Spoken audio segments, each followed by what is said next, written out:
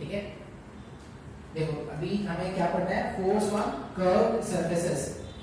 अब देखो फिर से ये उनके लिए नहीं है, मेडिकल वाले स्टूडेंट्स के लिए नहीं है, जेई वाले स्टूडेंट्स के लिए है। तो मेडिकल वाले स्टूडेंट की वीडियो को स्किप भी कर सकते हैं, ठीक है, उनको कोई जरूरी नहीं देखना। हमने क्या किया था ना, कर्व सरफेस पे अपने को फोर्स निकालना है, कर्व सरफेस पे फोर्स निकालना है। अभी तक हमने कैसे कैसे सरफेस पे फोर्स निकाल लिया था। अगर ऐसा सरफेस है, लिक्विड, ये लिक्विड है और एक बॉटम में ऐसा रखा है, इस पे फोर्स कैलकुलेट करना चाहते हैं। ऐसे वर्टिकल सरफेस पे फोर्स कैलकुलेट करना चाहते हैं। अच्छा, इंक्लाइंड वाले पे भी हमने क्या किया था ना, 3 तरीके तुमको बताए थे फोर्स कैलकुलेट करने के, 3 तरीके बताए थे। आज क्या करना है, कर्व्ड सरफेस पे फोर्स निकालना सीखना है। कर्व्ड सरफेस मतलब ऐसा ऐसा कोई सरफेस होगा, उसको हम क्या करेंगे, फोर्स कैलकुलेट करना सीखेंगे। अब कर्व सरफेस पे फोर्स कैलकुलेट करना सीखना है, लेकिन उससे पहले जो इंक्लाइंड वाले सरफेस पे, कल वाले लेक्चर में जो इंक्लाइंड वाले सरफेस पे फोर्स निकालना सिखाया था, उसको वापस से आज सॉल्व करेंगे एक नए तरीके के साथ, जो तुम्हारा क्या होगा, मेथड नंबर 4। अब लोग इस इतने सारे मेथड क्यों सिखा रहे हो क्वेश्चन के लिए, क्योंकि ये जो मेथड नंबर 4 है वो हम क्या करेंगे, कर्व्ड एरियाज पे लगने वाले फोर्स कैलकुलेट करने के लिए यूज करने वाले हैं। इसलिए यहाँ पे जो नया मेथड है वो क्या करेंगे, पुराने एग्जांपल को इनकी हेल्प से ही सिखाने वाले हैं। बात समझ में आ रहा है। अब यहाँ पे कल जो मैंने एग्जांपल दिया उसमें क्या है, एक रेक्टेंगुलर प्लेट है ऐसा, ये रेक्टेंगुलर प्लेट है क्या, ये रेक्टेंगुलर प्लेट का लेंथ है a और ये पीछे कितना एक्सटेंड हो रहा है b, मतलब अगर आप ये प्लेट को ऐसे बाहर निकालोगे तो अंदर कितना था, b अंदर था। ये बात समझ में आ रहा है। अब ये रेक्टेंगुलर प्लेट जो है वो ये पॉइंट O लिया था ना अपन ने, O पॉइंट से कुछ तो L सेपरेशन पे है। बात समझ में आ रहा है। अब इस पे अपने को क्या करना है, इस पे अपने को फोर्स कैलकुलेट करना है। अब फोर्स कैलकुलेट करने के लिए ध्यान से देखो कैसे अप्रोच करते हैं। बात समझ में आ रहा है। एक टर्म होता है एरिया, एरिया तुमने आज से पहले भी पढ़ा है, ठीक है, लेकिन आज से पहले तक जितना भी तुमने एरिया पढ़ा ना, तुमने एरिया को क्या माना था, स्केलर क्वांटिटी मानते हुए पढ़ा था। एक्चुअल में फिजिक्स में एरिया जो है वो एक वेक्टर क्वांटिटी होता है, मतलब वेक्टर क्वांटिटी है। इसको, इसका मतलब ये है हम उसको रिजॉल्व कर सकते हैं, हम उसके प्रोजेक्शंस देख सकते हैं, उसका डायरेक्शन होता है एंड सो ऑन, ठीक है। तो अभी तो बहुत ज्यादा डिटेल में ये नहीं बताऊंगा, ये इलेक्ट्रोस्टैटिक्स में जब अपन गॉसेस थ्योरम वगैरह सीख रहे होंगे ना, तब आपको ये सब बताएंगे। अभी क्या आप इतना याद रखो कि एरिया जो है, जो आज से पहले तक मेरे को लगता था कि स्केलर क्वांटिटी है, क्योंकि आज से पहले तक हमको सिर्फ मैग्नीट्यूड ही कैलकुलेट करना तो सिखाया गया था, जैसे रेक्टेंगल का area a to b, circle का एरिया एंड सो ऑन, सब ये तो मैग्नीट्यूड ही कैलकुलेट करना सिखाया गया था ना। डायरेक्शन के बारे में सिखाते थे क्या मैथ्स टीचर? नहीं। तो अब क्या होगा, फिजिक्स वाले टीचर क्या सिखाएंगे, वो बोलेंगे कि जो एरिया है वो वेक्टर क्वांटिटी है, ठीक है। अभी जैसा मान लो कि हाँ भाई होता होगा, सर ने बोला है तो सही बोला होगा।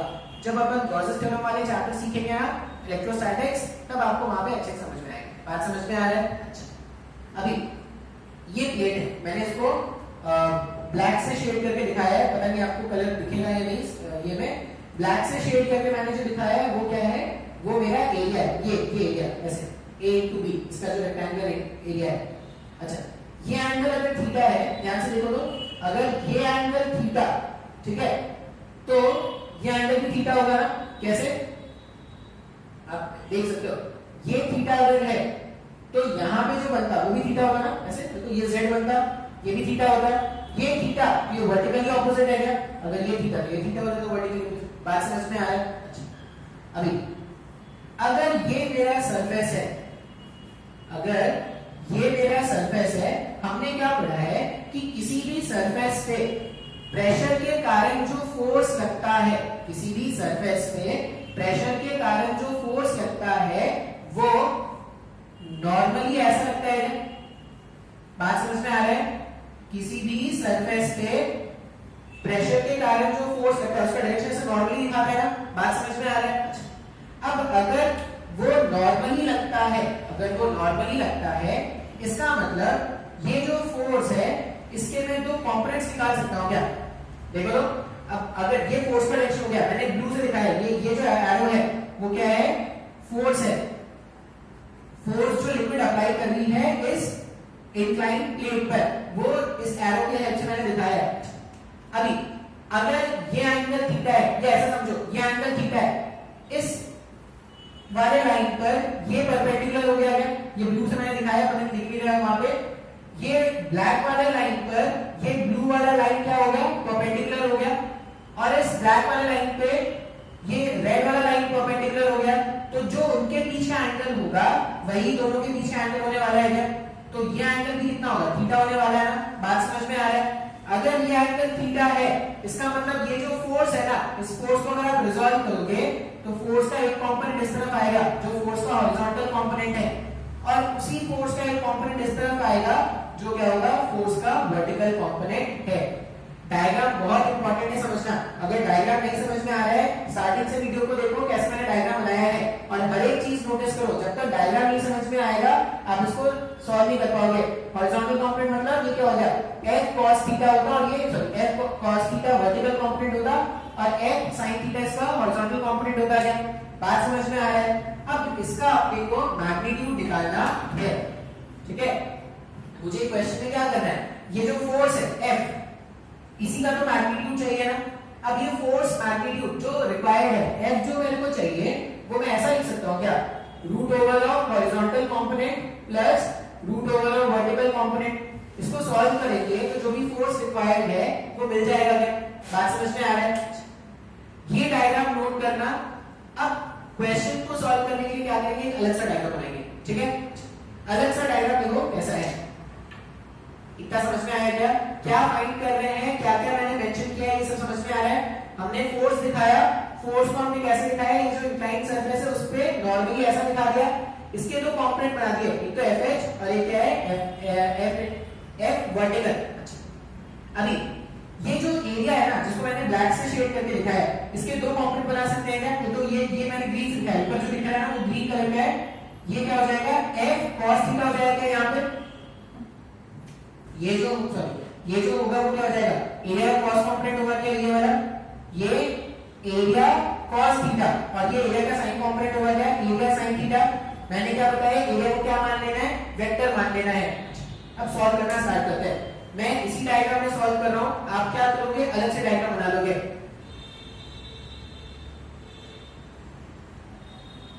फोर्स में हटा दे रहा हूं क्योंकि मैंने इसको दिखा दिया है, ठीक है? अच्छा, अभी क्या कर रहे हैं? एरिया की कंपोनेंट है। ये जो एरिया था, इसका एरिया कितना है? इसका एरिया है a इंटू बी। अगर ये एंगल थीटा है तो ये एरिया कितना होगा? ये वाला एरिया, ये ए बी साइन थीटा है क्या? समय को नहीं समझ में आ रहा है सर? अगर ये एरिया था, ये थीटा है, तो ये एरिया कितना हो जाएगा? ए बी साइन थीटा है ना? अच्छा, ये जो एरिया है इस पे फोर्स का हॉरिजॉन्टल कंपोनेंट लग रहा है क्या? देखो तो ये जो एरिया है, ये जो ब्लैक से मैंने ऐसे दिखाया है, ये जो एरिया है उस पे इस फोर्स का कौन सा कंपोनेंट लग रहा है? F हॉरिजॉन्टल कंपोनेंट लग रहा है क्या? सर मेरे को कुछ भी नहीं समझ में आ रहा है सर। हमने तो क्या किया? हमने अलग अलग किया। पहले तो मैंने ये बता दिया, ये फोर्स ऐसा लग रहा था, इस फोर्स को रिजॉल्व करोगे तो एक हॉरिजॉन्टल कंपोनेंट है, एक वर्टिकल कंपोनेंट है ना? अब वर्टिकल कंपोनेंट की बारे में बात नहीं कर रहा मैं, किस बारे में बात कर रहा हूं? Horizontal component. अगर आप ध्यान से सोचोगे तो फोर्स का जो हॉरिजॉन्टल कंपोनेंट है वो इतनी एरिया में लग रहा है। हाँ यार, एक्चुअल एरिया ये है, इसको क्या बोलते हैं? एरिया का प्रोजेक्शन है, एरिया का कंपोनेंट। एरिया का कंपोनेंट अगर मैं इस तरह बना दूं तो ये क्या हो जाएगा? ए बी साइन थीटा है ना? तो डायग्राम के हिसाब से सोचो, अगर यहाँ पे एक एरिया होता जिसका वैल्यू होता ए बी साइन थीटा, उसमें फोर्स कितना लग रहा है? FH का फोर्स लग रहा है। समय को नहीं समझ में आएगी। अब सिर्फ इतने डायग्राम को दो, ये सबको भूल जाओ, ये सबको भी भूल जाओ, तुमको डायग्राम आगे बनाना पड़ेगा, ठीक है? ये सबको भूल जाओ। ऐसा प्लेट रखा हुआ है, प्लेट ऐसा रखा हुआ है, इसका एरिया कितना है? ए बी साइन थीटा, और इसमें फोर्स इस डायरेक्शन पे, इस तरह के प्लेट पे अभी एरिया हमने कैलकुलेट, इस तरह के प्लेट पे अभी तो हमने फोर्स कैलकुलेट किया था। फोर्स कैसे कैलकुलेट करेंगे? अपन क्या करते हैं, यहां से यहां का प्रेशर कैलकुलेट कर लेते हैं, यहां से यहां का प्रेशर कैलकुलेट कर लेते हैं, फिर एवरेज प्रेशर निकाल के एरिया से मल्टीप्लाई कर देंगे तो फोर्स हॉरिजॉन्टल का वैल्यू हो जाएगा। इससे पहले लेक्चर में यही तो सॉल्व किया था ना? मुश्किल हो गया क्या समझने के लिए? ध्यान से देखना, हो सकता है थोड़ा मुश्किल लगे लेकिन अपने को समझना है। एरिया ऐसे था, हमने एरिया का वर्टिकल कंपोनेंट ले लिया। अब एरिया का वर्टिकल कंपोनेंट जैसे ही लेंगे, अगर कोई एरिया ऐसे रखा हुआ है, सिर्फ इसके बारे में सोचो, अगर कोई एरिया ऐसे रखा हुआ है तो उसमें फोर्स निकालना तो कहीं सीखा था ना? कैसे सीखा था? हमने फोर्स का फॉर्मूला क्या पढ़ा है? फोर्स जो हमने पढ़ा था, अब जो फोर्स में कैलकुलेट कर रहा हूं क्या? FH कैलकुलेट कर रहा हूं क्या? फोर्स होता है P एवरेज, फोर्स क्या होता है? P average into area. यही तो फॉर्मूला पड़ा है ना। अब देखो पी एवरेज कैसे लिखेंगे, यहां से यहां का लेंथ ए है, यहां से यहां का लेंथ एल है। यहां पे अगर मेरे को प्रेशर लिखना होता तो यहां का हाइट कितना है, ये एल साइन थीटा है क्या, और यहां का प्रेशर लिखना है तो कितना है, एल प्लस ए साइन थीटा है क्या। ये सब इससे पहले वाले लेक्चर में सिखाया है। तो पी एवरेज तो कितना आ जाएगा, रो इनटू जी, ठीक है। इस वाले पॉइंट का प्रेशर कितना है, इस वाले पॉइंट का प्रेशर का rho into g l sine theta plus उस वाले पॉइंट का प्रेशर क्या है, रो इनटू जी, इधर भी होगा तो कॉमन निकाल दिया अपन ने, L plus A sine theta divided by 2। ये मेरे पास पी एवरेज आ गया है। अब इस पी एवरेज को यूज करके अपन क्या करेंगे, सर पी एवरेज को एरिया से मल्टीप्लाई कर दोगे ना तो उसका हॉरिजॉन्टल कंपोनेंट मिल जाएगा। ध्यान से देखना मैं कैसे लिख रहा हूं, फोर्स का हॉरिजॉन्टल कंपोनेंट, फोर्स का हॉरिजॉन्टल कंपोनेंट हो गया रो इनटू जी। साइन थीटा बाहर निकाल सकते हैं क्या उनमें से, साइन थीटा बाहर निकाल दो तो 2l plus a divided by 2। ये मेरे पास एवरेज प्रेशर हो गया इनटू किस एरिया पे लग रहा है ये प्रेशर, कितने एरिया पे लग रहा है ये। अगर इतने एरिया पे लग रहा है तो यहाँ पे इसका वैल्यू कितना आ रहा है, a into b sin theta. Sir मेरे को कुछ भी नहीं समझ में आ रहा है सर। मैंने क्या किया है, जो भी फोर्स था फोर्स को मैंने रिजॉल्व, अब ये तरीका समझना है, ऐसा नहीं कि सर मेरे पास तो आसान तरीका है, आसान तरीका से ही सॉल्व क्यों नहीं करें। ये तरीका इसलिए समझना है क्योंकि इसको ही रेफरेंस लेके हम क्या करेंगे, कर्व सरफेस पे फोर्सेस कैलकुलेट करना सीखेंगे। बात समझ में आया। तो हमने क्या किया था, फोर्स ऐसा दिखाया था, फोर्स का हॉरिजॉन्टल कंपोनेंट कैलकुलेट कर लिया था जो ab sin थीटा के एरिया में लग रहा है। अब मुझे कैलकुलेट करना है फोर्स का वर्टिकल कंपोनेंट। हाँ या ना, फोर्स का वर्टिकल कंपोनेंट देखो क्या है, ये सब आप लिख लेना, ठीक है। डायग्राम क्या बना के रखना। अभी मैं फोर्स का वर्टिकल कंपोनेंट निकालूंगा, फिर नेट फोर्स खुद ब खुद आ जाएगा। ऐसा था ना, ये प्लेट ऐसा है, ठीक है, और इस प्लेट के ऊपर पूरा लिक्विड ऐसा भरा पड़ा है, पूरा ऐसा लिक्विड भरा पड़ा है। ये पूरे लिक्विड के वेट यहाँ पे जैसे ब्लैक से शेड करके रखा है, ये ब्लैक से नहीं नीले से कर देते हैं। पता नहीं तुमको कलर दिखेगा कि नीला पानी, कलर दिखेगा कि नहीं पता नहीं मेरे को। ये नीला पानी से मैंने इसको कलर कर दिया, नीला है, आज नीला है, नीला है पानी, नहीं आज ब्लू है, ब्लू है पानी, आज ब्लू है, ब्लू है, ब्लू है, आज पानी है, पानी, आज ब्लू है, पानी, पानी, पानी, ऐसा है। अब ये जो पूरा पानी है, देखो तो यहाँ पे ये पूरे पानी का वेट नीचे लग रहा है। अगर पूरे पानी का वेट नीचे लग रहा है, उसको बैलेंस कौन कर रहा है, मुझसे सोचो। अगर ये नहीं होता, अगर ये नहीं होता तो पानी के नीचे गिर गया होगा ना। इसका मतलब पूरे पानी का जो वेट है उसको कौन बैलेंस कर रहा है, यही तो बैलेंस कर रहा है ना। ये जो प्लेट है a into b के एरिया का, वही तो बैलेंस कर रहा है ना। इसका मतलब ये जो फोर्स नीचे अप्लाई करेगा, ये जो फोर्स नीचे अप्लाई करेगा वो पानी के वेट के बराबर हो जाएगा। तो अपन क्या बोलेंगे, लिक्विड ने जो फोर्स इसने अप्लाई किया था उसका हॉरिजॉन्टल कंपोनेंट और प्रेशर के डिफरेंस से कैलकुलेट कर लिया था।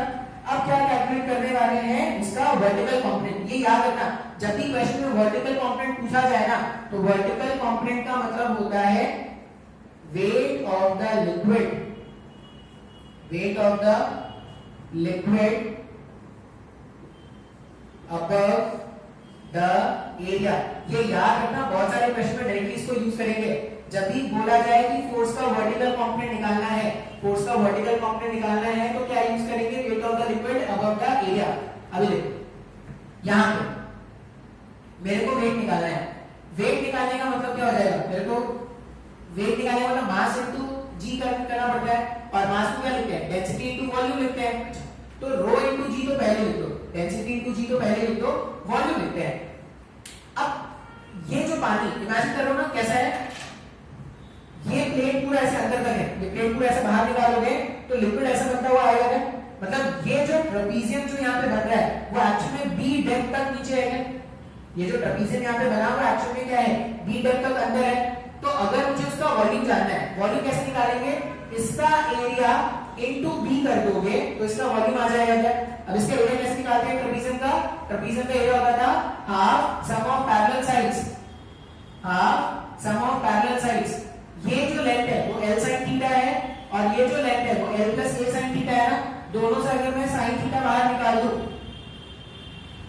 तो l प्लस ए और l कितना हो जाएगा 2l प्लस ए हो गया क्या? समय में नहीं समझ में आ रही है? ये l sin थीटा और ये l प्लस ए दोनों को सिंपलीफाई करके मैंने लिख दिया half sum of parallel sides into perpendicular distance between them.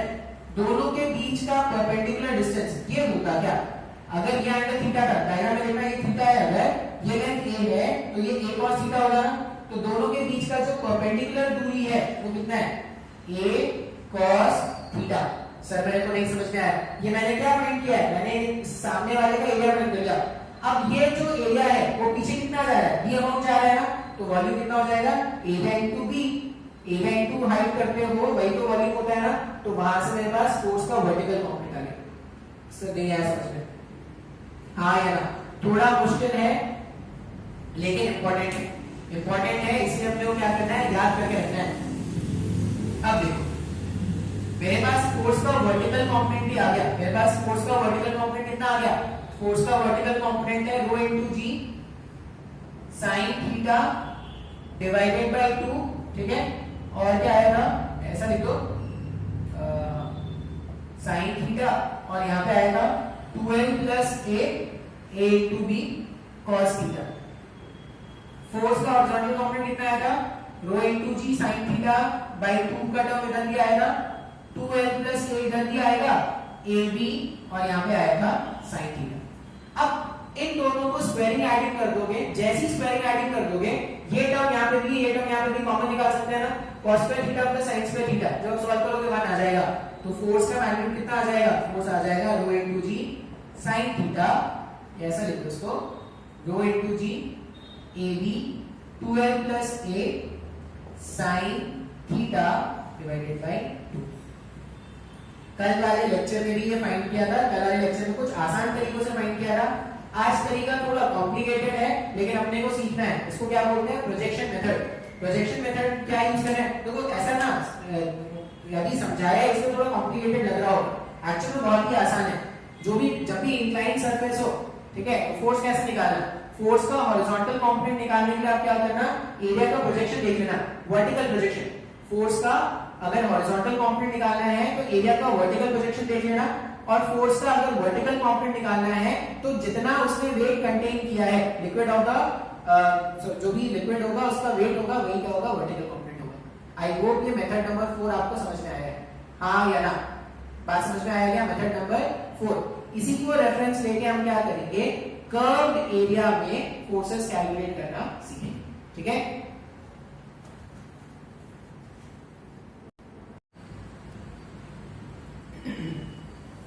ठीक है, देखो अभी क्या देखने वाले हैं? Force experience bye curve surface. अच्छा, मैंने ना तुम लोग को फोर्सेस के अलग अलग कुछ क्वेश्चंस करा दिए थे, कंसेप्ट बता दिए थे। अभी तक लोगों को फोर्स कैसे कैलकुलेट करना आता है?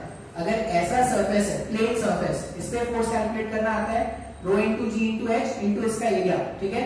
अगर ऐसा सरफेस है तो एवरेज प्रेशर निकाल के इसके एरिया से मल्टीप्लाई करते हैं। अगर ऐसा सरफेस है तो इसमें से 3 मेथड बताए थे पहले लेक्चर में।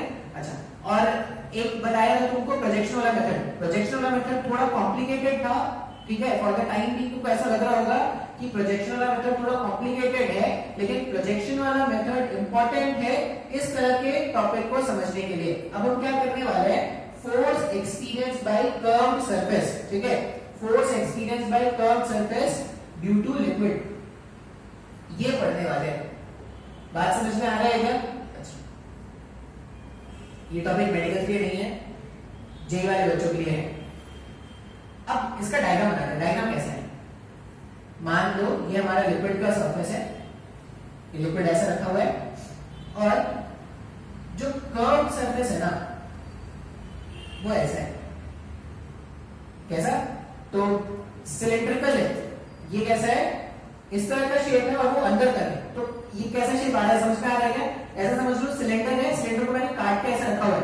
वो जो सिलेंडर है, सिलेंडर को जब देखोगे वैसे सर्कल दिख रहा है क्या? उसको 4 हिस्सों में काट दो तो उसका एक जो पार्ट है और वो पूरा ऐसे अंदर तक एक्सटेंड हो रहा है। बात समझ में आ रहा है क्या? तो ये जो सिलेंडर का पार्ट है जो पूरा अंदर तक एक्सटेंड हो रहा है, ये मेरा कर्व पोर्शन हो गया। इस कर्व्ड पोर्शन पे ये जो लिक्विड है, यहाँ पे पूरा लिक्विड भरा हुआ है, कितने डेंसिटी का?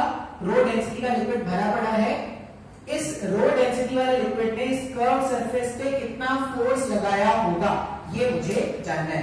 ठीक है, अच्छा स्टार्ट करते हैं। अब ध्यान से अगर देखोगे तो यहां का डेप्थ अलग है, यहां का डेप्थ अलग है, यहां का डेप्थ अलग है, अलग अलग पॉइंट्स का डेप्थ अलग अलग है।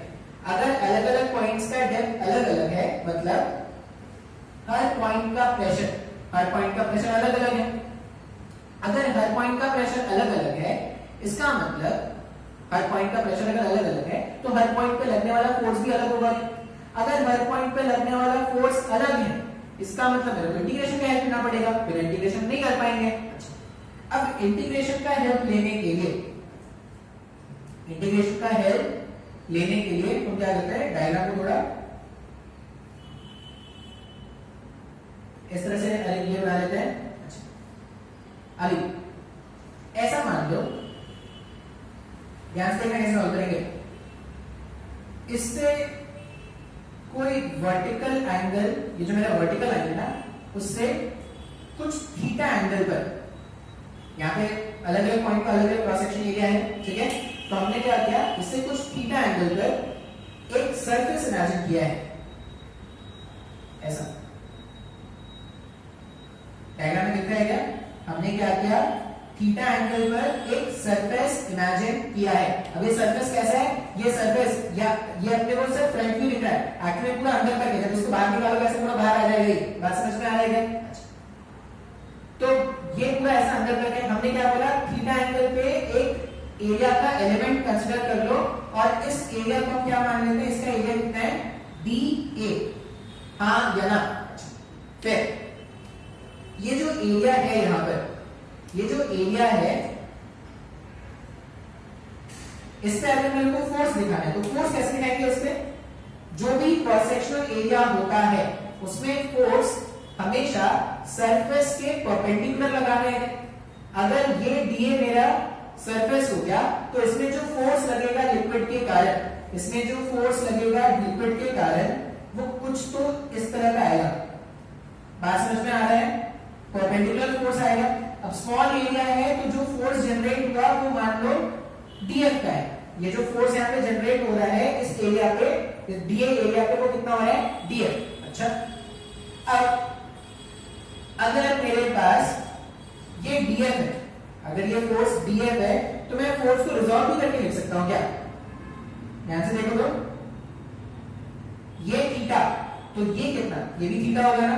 तो जब आप DF को रिजॉल्व करोगे तो यहां पे कंपोनेंट आएगा DF cos थीटा और यहां पे कंपोनेंट आएगा DF sin थीटा। सर मेरे को नहीं समझ में आ रहा है, मैंने क्या बोला, लिक्विड जब भी सरफेस पे फोर्स लगाता है, देखो यहाँ पे अलग अलग पॉइंट का अलग अलग प्रेशर है तो अपन कोई बिना इंटीग्रेशन के तो हो नहीं पाएगा, इंटीग्रेशन करना है। अब इंटीग्रेशन करने के लिए मैंने क्या किया, जो भी वर्टिकल लाइन था ना उससे थीटा एंगल पे जाके मैंने एक सरफेस इमेजिन कर लिया। कितनी एरिया का, स्मॉल एरिया DA का एक सरफेस इमेजिन कर लिया। अब इस पे जो फोर्स लगेगा, फोर्स कैसा दिखाना होता है, फोर्स हमेशा नॉर्मली दिखाना है। अब अगर ये एक सर्कल का टुकड़ा है तो नॉर्मल तो रेडियस के लॉन्ग ही होगा। बात समझ में आ रहा है, मतलब फोर्स का डायरेक्शन ऐसा था, जो भी फोर्स है DF मैंने उसको रिजॉल्व करके DF sin थीटा इसका एक हॉरिजॉन्टल कंपोनेंट बना लिया और DF cos थीटा मैंने क्या कर लिया, इसके वर्टिकल कंपोनेंट बना लिया। बात समझ में आ रहा है।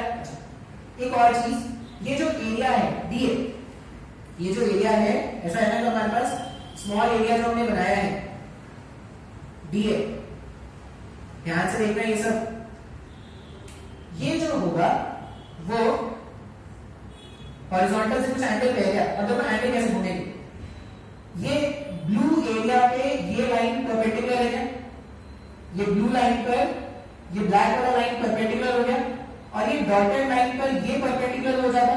इसका मतलब इन दोनों के बीच में जो एंगल है और इन दोनों के बीच में जो एंगल होगा वो सेम होगा क्या।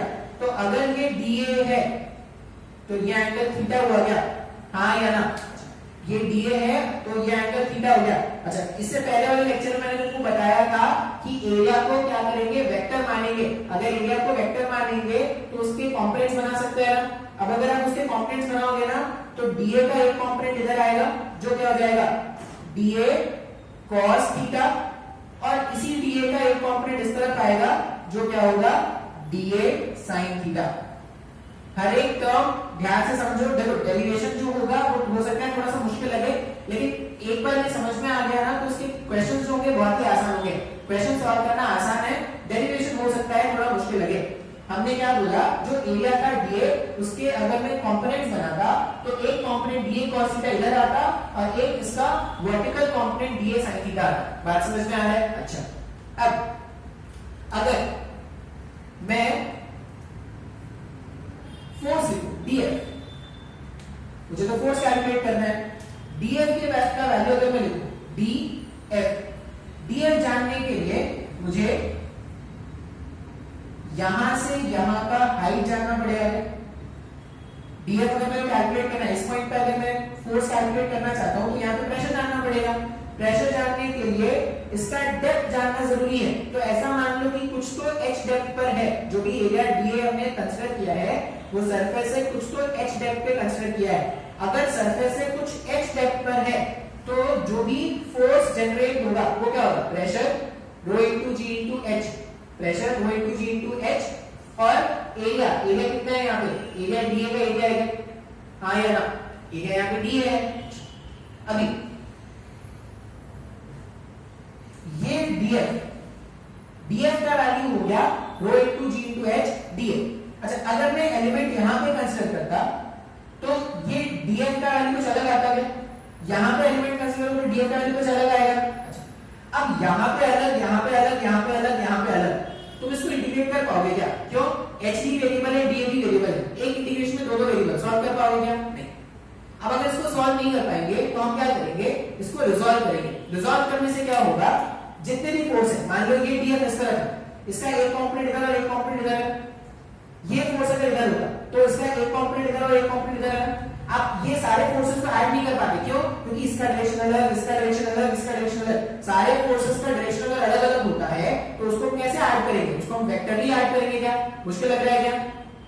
यहां पे इसका इंटीग्रेशन नहीं हो पाएगा। क्यों नहीं इंटीग्रेशन हो पाएगा? क्योंकि इस यहां पे जो फोर्स लग रहा है उसका डायरेक्शन ये है, यहां पे अगर आप एलिमेंट कंसीडर करें तो फोर्स का डायरेक्शन ये है। तो अगर मैं फोर्सेस को ऐड करूं तो वेक्टरली ऐड करूंगा। सिंस यहां पे एडिशन नहीं हो पाएगा तो हम क्या करने वाले हैं, इसको रिजॉल्व करके ऐड करेंगे। क्यों? रिजॉल्व करने से क्या हो जाएगा, सारे हॉरिजॉन्टल कंपोनेंट इस तरफ है, सारे वर्टिकल कंपोनेंट इस तरफ है, फिर इंटीग्रेट कर सकते हैं क्या? तो अगर मैं रिजॉल्व करूं, मैं लिख रहा हूं डीएफ का हॉरिजॉन्टल कंपोनेंट डीएफएच। डीएफएच का मतलब डीएफ का हॉरिजॉन्टल कंपोनेंट। तो डीएफएच का मतलब क्या है, हॉरिजॉन्टल कंपोनेंट इसका क्या है, डीएफ sin थीटा है। तो डीएफएच का हॉरिजॉन्टल कंपोनेंट होगा rho into g into h dA sin theta. Sir मेरे को नहीं समझ में आ रहा है, सर ये बात समझ में आ रहा है क्या? मैंने क्या लिख दिया, डीएफएच का वैल्यू लिख दिया rho into g into h dA sin theta. अब अगर मैं इंटीग्रेशन कर दूं, integration of dFH equals to rho into g into h dA sin theta, इसका इंटीग्रेशन ये आ जाएगा। इसका इंटीग्रेशन फोर्स का हॉरिजॉन्टल कंपोनेंट आने वाला है क्या? जितने भी फोर्सेस यहां पे होते हैं सबका हॉरिजॉन्टल कंपोनेंट। अच्छा, यहां पे अपन क्या निकाल सकते हैं, रो और जी तो कांस्टेंट है, बाहर निकाला जा सकता है। इंटीग्रेशन के अंदर आ जाएगा एच डीए sin थीटा। अभी डीए sin थीटा क्या है, तो डायग्राम देखो, डीए sin थीटा इस एरिया का वर्टिकल प्रोजेक्शन है क्या? डीए sin थीटा इस एरिया का वर्टिकल प्रोजेक्शन है। इसका मतलब h into DA sin theta, h into DA sin theta जब मैं रिजॉल्व करूंगा तो ये जो छोटा सा एरिया में फोर्स लग रहा है वो मिल जाएगा। फिर सिर्फ इसको अगर देखोगे h DA sin theta, h DA sin theta का मतलब क्या हो जाएगा, इस पूरे को अगर मैं मल्टीप्लाई कर देता rho g h dA sin theta, तो इस एरिया का यहां पे जो प्रोजेक्शन होता उस पे नेट फोर्स मिल जाता है, हाँ या ना? तो अगर मैं पूरे को इंटीग्रेट कर दूं तो मुझे क्या मिल जाएगा, फोर्स का हॉरिजॉन्टल कंपोनेंट मिल जाएगा। समय को नहीं आया समझ में, ध्यान से देखो। हमने क्या किया था इससे पहले वाले लेक्चर में इंक्लाइंड प्लेन में ऐसे कुछ सॉल्व किया था क्या? इंक्लाइन प्लेन में जब हमने सॉल्व किया था, प्लेन ऐसा रखा हुआ था, जो डायग्राम है प्लेन ऐसा रखा हुआ था ना, इसका एक प्रोजेक्शन यहाँ पे आया था, तो फोर्स का जो हॉरिजॉन्टल कंपोनेंट था, फोर्स का जो हॉरिजॉन्टल कंपोनेंट था वो क्या होता था, इसके वर्टिकल प्रोजेक्शन पे जो फोर्स लगता था वही तो था ना। और फोर्स का जब हमने वर्टिकल कंपोनेंट कैलकुलेट किया था, तो जो इसके ऊपर पानी था या जो इसके ऊपर लिक्विड था उसका जो वेट था उसका ही सम आया था। सो मेरे को नहीं याद आ रहा है कुछ भी, अरे फाइनली तो यही आ रहा है यहाँ पे भी भाई, ये इंक्लाइन प्लेन है, इस इंक्लाइन प्लेन का जब प्रोजेक्शन यहाँ पे देखोगे तो जब आप इसको सॉल्व करोगे तो ये डीएफएच जो आ गया हमारे पास वो क्या हो गया, ये फोर्स आ गया। अब जब मैं इसको पूरे को इंटीग्रेट कर दूंगा तो मेरे को फोर्स का हॉरिजॉन्टल कंपोनेंट मिल जाएगा। समझ को नहीं आया, समझ में? यहाँ पे हम क्या कर रहे हैं, एक नोट पॉइंट लिख देते हैं। नोट पॉइंट ऐसा है, as dA sin theta is the vertical projection, dA sin theta is the vertical projection of dA, hence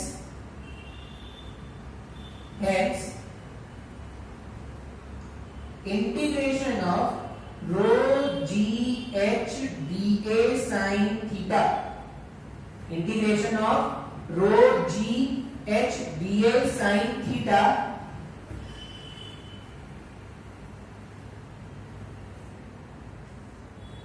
will give the net horizontal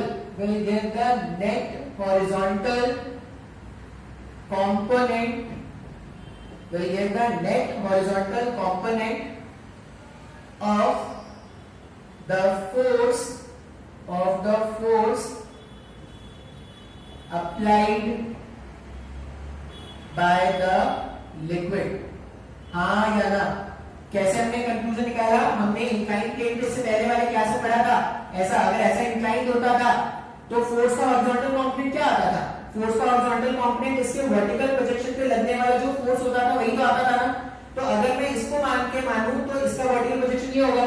ऐसे ही सबके वर्टिकल प्रोजेक्शन देखते जाओगे तो इस कर्व्ड एरिया का जो यहाँ पे प्रोजेक्शन आएगा उस पे जो नेट फोर्स लगेगा लिक्विड के कारण वही इसका फोर्स का हॉरिजॉन्टल कंपोनेंट होगा। क्या ये बात याद रखना है प्रॉब्लम सॉल्व करने के लिए।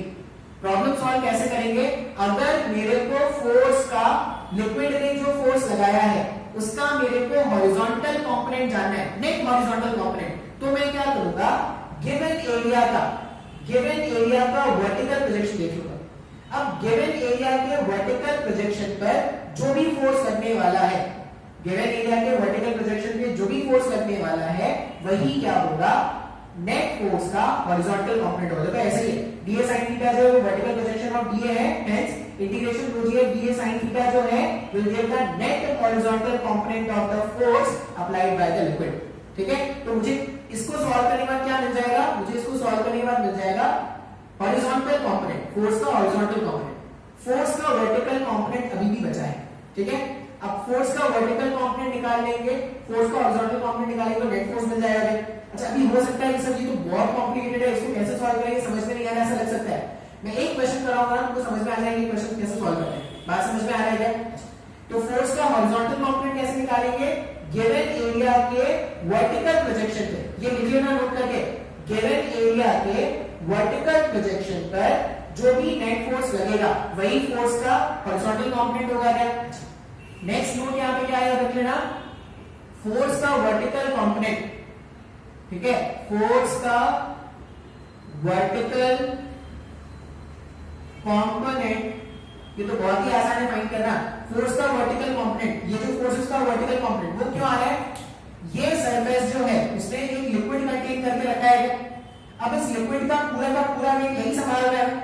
अगर पूरा का पूरा वेट यही संभाल रहा है, इसका मतलब क्या हो जाएगा, इस पूरे पानी का जो वेट है वही फोर्स का वर्टिकल कंपोनेंट है। क्या? तो फोर्स का वर्टिकल कंपोनेंट इज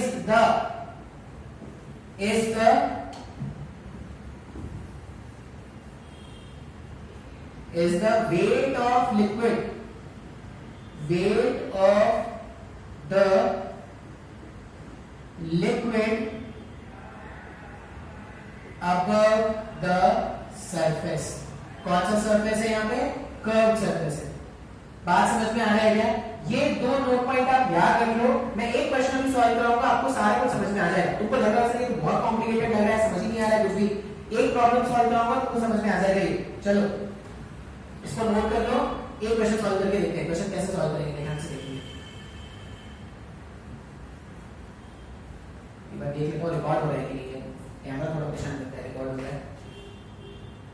हो रहा है, रिकॉर्ड हो रहा है। शानदार, very nice, very nice. Camera is working good, ठीक है।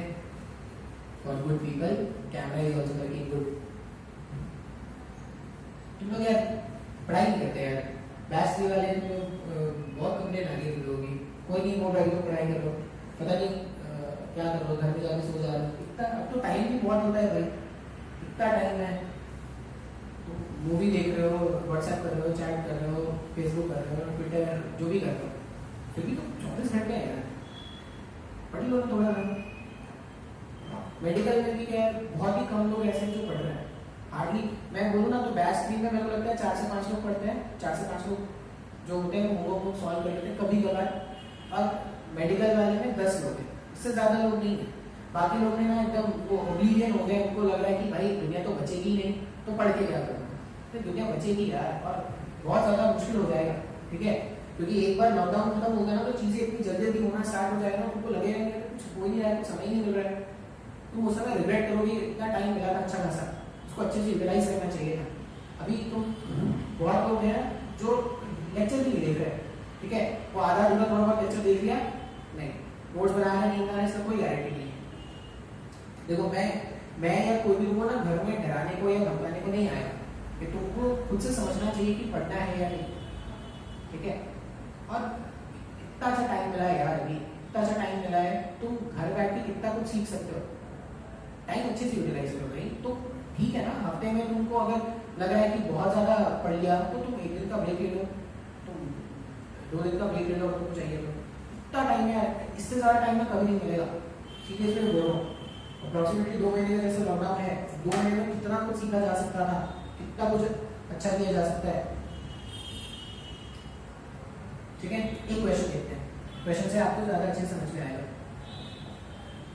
मान लो ये लिक्विड है, वाटर ही है, लिक्विड कौन सा है, वाटर है।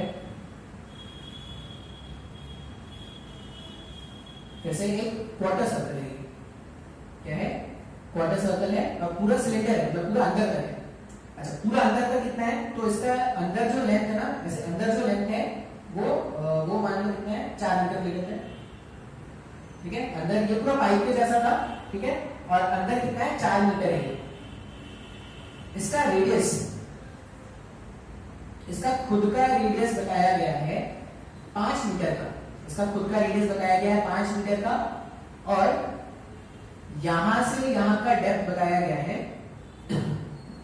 10 मीटर का। बात समझ में आ रहा है? ये 5, ये 10, अंदर कितना, 4 metre.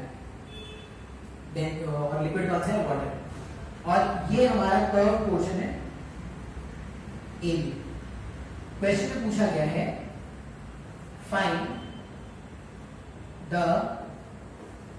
Net force, find the net force experienced bye curved surface AB, curved surface AB। ये जो कर्व सरफेस AB है उसने कितना फोर्स एक्सपीरियंस किया है ये मुझे कैलकुलेट करके बताना है। तो मैंने ना कब दिया था तुमको HCB का होमवर्क, अभी तक किसी ने नहीं सॉल्व किया है। तुम सॉल्व करना स्टार्ट ही नहीं किया शायद लोगों ने, क्योंकि अगर तुम सॉल्व करते ना तो डाउट्स आते हैं यार।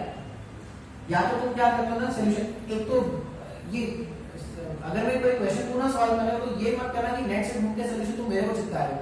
भाई मेरे पास भी नेट है, ठीक है, मेरे पास भी नेट है, मैं भी सोल्यूशन देख सकता हूं वहां से। मैंने क्वेश्चन अगर तुमको दिया है तो तुमको खुद से सॉल्व करने के लिए दिया है, तुम खुद से ट्राई करो ना। तो मेरे को नेट से देख के सोल्यूशन चिपका रहे हो, फिर बोलोगे सर ये ऐसा मैंने सोचा था। बेवकूफ मत बनो यार, देखो इतना इमोशनल नहीं होना चाहिए। लेकिन पढ़ाई करो, बहुत जरूरी है। नहीं पढ़ोगे ना तो कुछ नहीं हो पाएगा। तो अभी तक वायरस का एंटीडोट नहीं बना है, पढ़ाई करो यार, तुम बनाओ वायरस का एंटीडोट। 10 मीटर, 5 मीटर, 4 मीटर, ठीक है, अभी देखते हैं। पहले तो हम कैलकुलेट करेंगे फोर्स का हॉरिजॉन्टल कंपोनेंट। अच्छा, फोर्स का हॉरिजॉन्टल कंपोनेंट क्या होता है? तो फोर्स का हॉरिजॉन्टल कंपोनेंट के लिए याद रखेंगे force on vertical projection. Vertical projection पे जो फोर्स होता है वही तो उसका हॉरिजॉन्टल कंपोनेंट है ना। अभी देखो, अगर ये जो कर्व एरिया है इसका आप वर्टिकल प्रोजेक्शन देखोगे तो यही तो इसका वर्टिकल प्रोजेक्शन होगा ना। बात समझ में आ रहा है?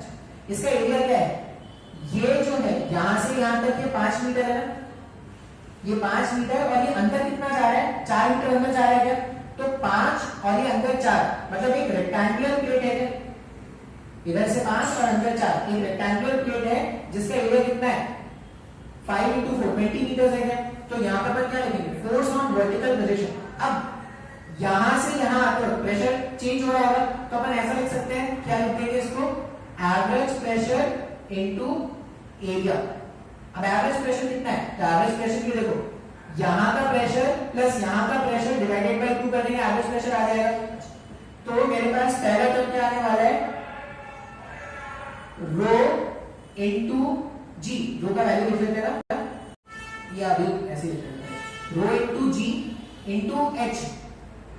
Rho into g into h plus rho into g into h. इसके लिए एच कितना हो जाएगा? 15 डिवाइडेड बाय 2। ये एवरेज प्रेशर हो गया क्या? और एरिया, जो भी यहाँ पे एरिया है वो एरिया कितना हो गया हमारे पास? 5 × 4 20 का एरिया हो गया क्या? सारे वैल्यूज को जब आप सब्स्टिट्यूट करोगे ना तो ये 1 हो गया, ये 10 हो गया। डेंसिटी वाटर का कितना होता है? 1000 होता है। जी का वैल्यू कितना लेना है? 10 लेना है इनटू 25 इनटू 10। तो 25 इनटू 10⁵ 1 2 3 4 5 न्यूटन। इतना मेरे पास फोर्स का हॉरिजॉन्टल। ये मेरे पास फोर्स का सिर्फ हॉरिजॉन्टल कंपोनेंट है, मेरे को वर्टिकल कंपोनेंट भी कैलकुलेट करना है। आई होप ये हॉरिजॉन्टल कंपोनेंट सब कैलकुलेट करना आया है। जब भी ऐसे क्वेश्चन आएंगे आप सिंपली क्या करोगे? गिवन एरिया का वर्टिकल प्रोजेक्शन देख लो, गिवन एरिया का वर्टिकल प्रोजेक्शन देख लो, उस वर्टिकल प्रोजेक्शन पे जो भी फोर्स लगेगा वही क्या होता है? फोर्स का हॉरिजॉन्टल कंपोनेंट होता है। तो देखो, देखने में कितना मुश्किल लग रहा था, लेकिन क्वेश्चन बहुत इजी हो गया क्या? हॉरिजॉन्टल कंपोनेंट बहुत आसानी से निकाल दिया। वर्टिकल कंपोनेंट निकालना तो और भी आसान है। वर्टिकल कंपोनेंट के लिए तो बस क्या करना है? उस एरिया में कितना लिक्विड कंटेन करके रखा है उसका जो वेट होगा वही वर्टिकल कंपोनेंट है क्या? तो अपन क्या करेंगे? वर्टिकल कंपोनेंट अगर ढूंढे यहाँ पे फोर्स का वर्टिकल कंपोनेंट, फोर्स का वर्टिकल कंपोनेंट अगर देखोगे तो weight of liquid, weight of liquid contained in the area, weight of liquid contained in the area। इसको अपन सॉल्व करेंगे तो आपको आंसर मिल जाएगा ना। अब ध्यान से देखिए कितना वेट है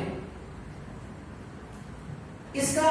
जो फ्रंट व्यू है, फ्रंट व्यू ऐसा दिख रहा है क्या? एक रेक्टेंगल, ठीक है, एक रेक्टेंगल ऐसा और यहाँ पे क्वार्टर सर्कल, और ये पूरा अंदर गया ना 4 मीटर। जब इसको ऐसे बाहर निकालेंगे तो क्या है? पूरा 4 मीटर तक अंदर गया है। तो इसका एरिया इनटू 4 कर दोगे तो पूरे का वॉल्यूम मिल गया। हाँ या ना? पूरे का वॉल्यूम मिल गया इनटू इसके डेंसिटी से मल्टीप्लाई कर दो, तो वॉल्यूम इनटू डेंसिटी। जब आप सॉल्व करोगे तो तुमको वेट ऑफ लिक्विड मिल जाएगा क्या? देखो सॉल्व कर लेते हैं। तो यहाँ पे अपन क्या लिखेंगे? नाम दे रहे अगर तो ये मान लो A B C D, ठीक है। अच्छा, ये 2 बार हो गया, ये E मान लो E और यहाँ कहीं पे तो अपन लिख रहे हैं, अगर मैं लिखूं वेट ऑफ B 2 बार हो गया, अच्छा C है ना यहाँ पे B C D E, हाँ ठीक है। अब area of B C D E का अगर मैं एरिया लिखूं तो एरिया कितना हो जाएगा? 5 × 10 हो गया क्या? प्लस क्वार्टर सर्कल का एरिया कितना है? पूरा सर्कल अगर होता उसका एरिया जानते हैं, उसको 4 से डिवाइड करेंगे, क्वार्टर सर्कल का एरिया हो गया क्या? तो 4 से डिवाइड कर देंगे तो पाई रेडियस का स्क्वायर डिवाइडेड बाय 4। ये पूरा मेरे ये जो मेरे पास क्या बोलते हैं इसको फ्रंट व्यू, ये जो फ्रंट व्यू का डायग्राम है इस पूरे का एरिया ये मिल गया ना, इस पूरे के एरिया को इसके हाइट से मल्टीप्लाई कर दो, ये वॉल्यूम आ गया क्या, इतना वॉल्यूम है, इसको डेंसिटी ऑफ वाटर से मल्टीप्लाई कर दो, ये वेट ऑफ लिक्विड कंटेंट है, इसमें सबके वैल्यूज पुट करना है, सिंपलीफाई करना, तुम्हारे पास आंसर आ जाएगा। तो आई होप ये एग्जांपल तुमको समझ में आया है। बहुत एक बार एग्जाम में जब क्वेश्चन आएंगे आपको क्या करना है, कंसेप्ट समझना एक अलग बात था, न्यूमेरिकल सॉल्व करना अलग बात है। न्यूमेरिकल सॉल्व करने के जब भी ये वेट वर्टिकल कंपोनेंट तो बहुत बार पूछते हैं एग्जाम में, ऐसा पूछते हैं कि वर्टिकल कंपोनेंट निकालो, वर्टिकल कंपोनेंट जब भी पूछे ना तो आप देख लेना कि उसने कितना पानी के वेट को संभाल के रखा है, तो जो भी पानी के वेट को उसने संभाल के रखा होगा वही उसका वर्टिकल कंपोनेंट होगा। वो एचसीबी में मैंने एक एग्जांपल भी दिया है, वो जो अर्धन क्वार्टर का एग्जांपल है, देखना वो वैसे ही सॉल्व होता है। वर्टिकल कंपोनेंट मतलब कितना वेट ऑफ लिक्विड उसके ऊपर है, उसको जो संभालने का उसको संभालने के लिए जो फोर्स लगेगा वही क्या होगा, वर्टिकल कंपोनेंट होगा। और हॉरिजॉन्टल कंपोनेंट कैसे निकालेंगे, तो कर्व्ड एरिया, वो जो कर्व्ड एरिया है उसका जो वर्टिकल प्रोजेक्शन है उस पे लगने वाला जो नेट फोर्स होगा वही फोर्स का वर्टिकल कंपोनेंट होगा। फोर्स का हॉरिजॉन्टल कंपोनेंट भी पता है, फोर्स का वर्टिकल कंपोनेंट भी पता है, स्क्वायरिंग एडिंग कर देंगे, सॉल्व करेंगे, आंसर आ जाएगा। ठीक है, एक और क्वेश्चन आप यहां पे देख सकते हो, ये वर्टिकल कंपोनेंट वाले क्वेश्चन थोड़े परेशान करते हैं स्टार्टिंग में, एक बार कंसेप्ट सीख लोगे तो परेशान नहीं करेंगे। क्वेश्चन ऐसा है कि एक कंटेनर है, ठीक है, एक कंटेनर है जिसमें लिक्विड भरा है, एक कंटेनर है जिसमें लिक्विड भरा है और इसमें क्या किया है, सॉलिड हेमिस्फीयर जस्ट डूबा हुआ है, ये पूरा लिक्विड है, ये पूरा लिक्विड है और इसमें सॉलिड हेमिस्फीयर जस्ट डूबा हुआ है, डूबा डूबा डूबा रहता हूं, डूबा हुआ है, डूबा सॉलिड हेमिस्फीयर जिसमें ये सॉलिड हेमिस्फीयर लिक्विड में जस्ट डूबा हुआ है, बात समझ में आ रहा है, मतलब लिक्विड आ रहा है। इसका खुद का रेडियस बताया गया है r और लिक्विड क्या है, वाटर। अब आपसे पूछा गया है find the force experience by this curved area. Question में क्या पूछा है, find the force experienced by curve area। अच्छा, यहां पे इस कर्व एरिया का कोई वर्टिकल प्रोजेक्शन बनेगा क्या, नहीं ना, इस कर्व एरिया का कोई वर्टिकल प्रोजेक्शन नहीं बनेगा। इस कर्व एरिया का सिर्फ वर्टिकल कंपोनेंट ही आ सकता है, मतलब जो फोर्स आएगा उसका सिर्फ वर्टिकल कंपोनेंट आएगा, क्योंकि हॉरिजॉन्टल कंपोनेंट है, जैसा लिक्विड यहां पे है वैसे लिक्विड यहां पे भी है, तो जितना फोर्स यहां से आएगा उतना फोर्स यहां से आएगा, तो दोनों कैंसिल हो जाएंगे ना, तो इसमें हॉरिजॉन्टल कंपोनेंट आएगा ही। अपने को कैलकुलेट करना है वर्टिकल कंपोनेंट। अब ध्यान से देखो, ये सॉलिड हेमिस्फीयर के इस कर्व्ड पोर्शन पे जो फोर्स लग रहा है वही तो कैलकुलेट करना है ना। अब ऐसे सोचने में ना लगे कितना मुश्किल है यार, क्या करें इसमें, ऐसा सोचने में लगेगा, लेकिन एक सिंपल सा लॉजिक अगर तुम समझोगे ना तो तुम आंसर चुटकियों में बता दोगे। जैसे ये कर्व्ड पोर्शन पे जो फोर्स लग रहा है वो क्यों लग रहा है, क्योंकि इसके ऊपर पानी लगा है, ऐसे इसके ऊपर लिक्विड रखा हुआ है, तो ये जो लिक्विड है जो मैंने ग्रीन से बनाया है, तुमको दिख रहा है यहाँ पे, जो लिक्विड मैंने ग्रीन से बनाया है, इस लिक्विड का जो वेट होगा, इस लिक्विड का जो वेट होगा वही तो फोर्स ही हैंडल कर रहा है। बात समझ में आ रहा है। अगर ये नहीं होता तो ये लिक्विड नीचे गिर गया होता है, अगर लिक्विड नीचे नहीं गिर रहा इसका मतलब इस वॉल्यूम ऑफ वाटर का जो भी रेट होगा वही तो वर्टिकल कंपोनेंट है। बात समझ में आ रहा है क्या, ये कंसेप्ट बहुत इंपॉर्टेंट है, बहुत बार काम आएगा ये।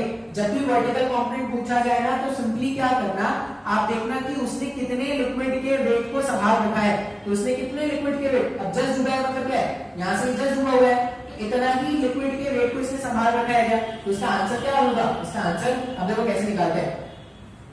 ये एक सिलेंडर है क्या, ये पूरा एक सिलेंडर है ना, जैसा तुमने क्लास 10th में तुमने सीखा होगा, ये पूरा सिलेंडर है, पूरे सिलेंडर में से अगर मैं ये स्कूप करके बाहर निकालूं तो ये बचा हुआ एरिया मिल जाए, बचा हुआ वॉल्यूम मिल जाएगा, हाँ या ना। तो मैं देखो मेरा आंसर क्या है, आंसर जो होगा फोर्स का वर्टिकल कंपोनेंट, वो वेट के बराबर है क्या? और वेट कैलकुलेट करने के लिए मेरे को जानना पड़ेगा कि इसने कितना वॉल्यूम कंटेन करके रखा है, और वॉल्यूम कैसे निकालेंगे? तो यहां पे देखो मैं ऐसे लिख रहा हूं, तुमको सॉल्व करना है। वॉल्यूम ऑफ सिलेंडर, कुछ मिटा देते हैं, रब कर देते हैं, डायग्राम का काम हो गया, डायग्राम हटा देता हूं।